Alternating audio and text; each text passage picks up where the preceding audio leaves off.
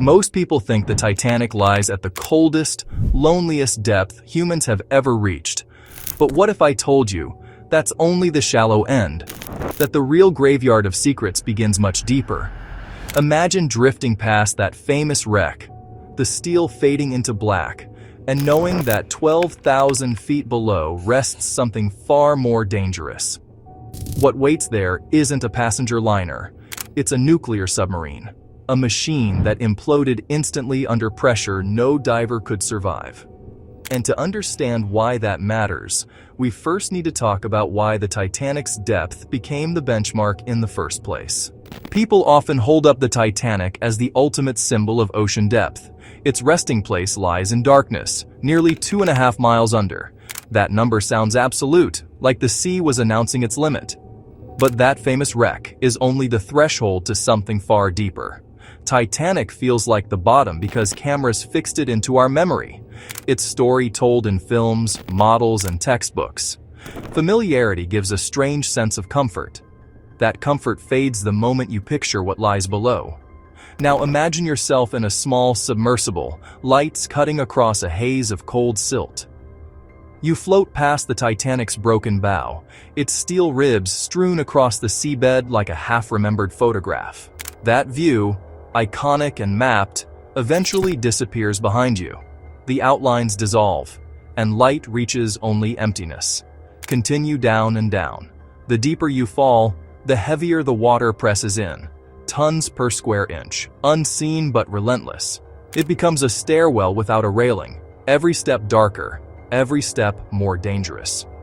Titanic's depth stays fixed in our culture because it has landmarks, stories, and survivors.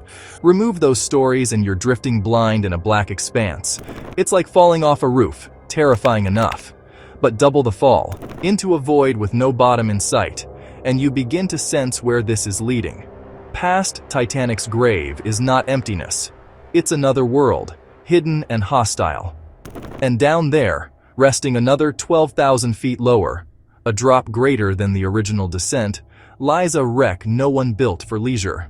This vessel wasn't a floating palace, it was a machine of war. Unlike the iceberg collision we know by heart, its end wasn't stretched across hours under a moonlit sky. It ended in an instant, a steel hull collapsing inward under pressure too great to resist. That difference matters. The Titanic's final hours were crowded with voices, flares, and signals. Moments where choices still existed, but when a submarine implodes at crushing depths, nothing stretches.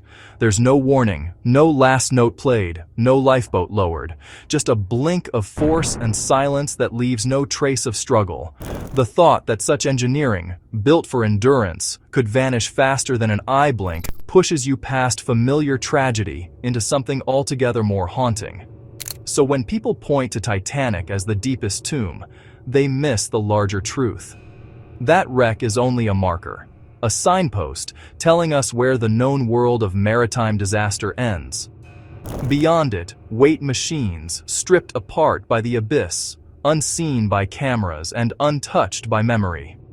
Titanic gave us a tragedy to watch unfold. Below it lies destruction so swift, so silent, that we can only imagine it's happening.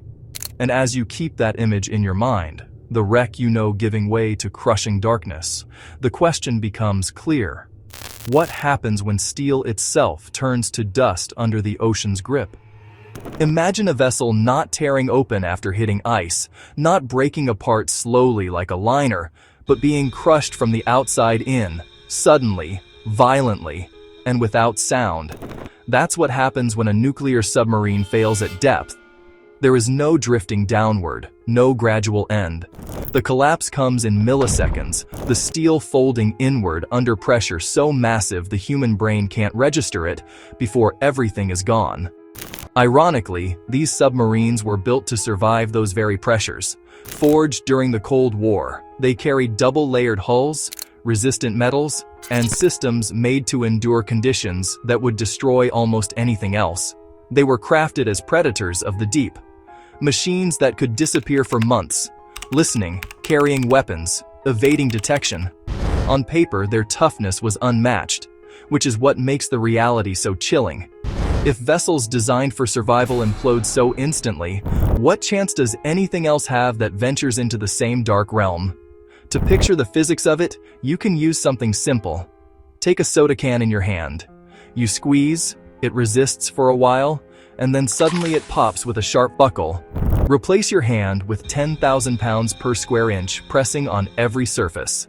Replace the fragile aluminum with reinforced steel plating built thicker than the walls of a bank vault. That's what a submarine hull faces, and when it fails, it folds in faster than the blink of an eye. The numbers only confirm the horror. At that depth, water loads nearly 10,000 psi of force onto every inch of the hull. That's thousands of pounds pressing on a space no bigger than a fingertip. To compare, blinking your eyes takes about 1/10 of a second. The collapse of a submarine hull is over in less time than that. For the men inside, awareness never arrives. They don't hear alarms, they don't move for controls. One instant, they exist, the next the vessel and its crew have ceased. And there is no theater to it. When the Titanic sank, the world watched rockets launched into the night sky, wireless signals sent for help, lifeboats lowered over the hours. You can picture every stage. With a submarine implosion, though, there's nothing. No voices, no warning, no struggle. Everything ends before the concept of response could even begin. Now consider the setting of that destruction. These wrecks don't lie at Titanic's well-documented level. They rest 12,000 feet deeper, in pressures and temperatures permanently hostile to life and machinery alike. At that depth, recovery isn't just difficult. It's impossible. No technology and practical use can bring them back. Even if you could reach them, the fragments are mangled beyond purpose. Rescue has no definition there. Recovery, no meaning. And when you realize what's sealed inside that lost steel, locked away forever by ocean weight, you begin to glimpse a darker truth waiting in the abyss. What sits inside those wrecks isn't just twisted metal. For decades, people have wondered what secret cargo might be locked away in the abyss. Could it be advanced sonar systems? Cryptographic gear built to keep messages hidden? Or even nuclear weapons that were never meant to be left behind? The answers remain out of reach, sealed by depth and time. But the questions themselves are what make the wreck so unsettling. You might ask, if there was even a chance something that valuable went down, why didn't anyone pull it back up? After all, this wasn't a pirate's chest. It could have been sensitive military hardware. Yet no headline salvage mission followed, no daring recovery on open seas. Instead, stories point to concerns raised at the time. Some speculate that touching the wreck could have cracked open a reactor, released something dangerous, or tipped off rival navies that were listening closely. Faced with those risks, the least risky step might have been to leave everything where it fell. Think of the deep ocean as the ultimate safe. Thick walls, no entry points, and a lock nobody can reach. Down there, the walls are made of water pressure, and the lock is the silt that drifts until even the shape of the wreck softens into the seabed. In that sense, the sea itself became the guard. It didn't need keys, it only needed patience. The abyss turned into the most private vault on Earth. Of course, the silence surrounding that decision has left a vacuum. Official reports end with the loss of the crew and the vessel. They don't continue on to the obvious questions. What was left behind, who might want it, and why nothing was retrieved? Outside of those controlled lines, suspicions multiply. Some talk of intentional secrecy, of a wreck deliberately left untouched because raising it was more dangerous than abandoning it. Others frame it as a cover-up, a way of burying technology and questions alike under crushing tons of water. Theories aside, one concern lingers that no one can easily dismiss. Submarines of that era ran on nuclear reactors. They carried fuel designed to last years underwater. And while the deep may serve as a vault, it's far from a perfect one. Over time, pressure and corrosion act on steel. Some scientists warn that any long-term breakdown could allow radioactive material to leak, spreading slowly with the currents.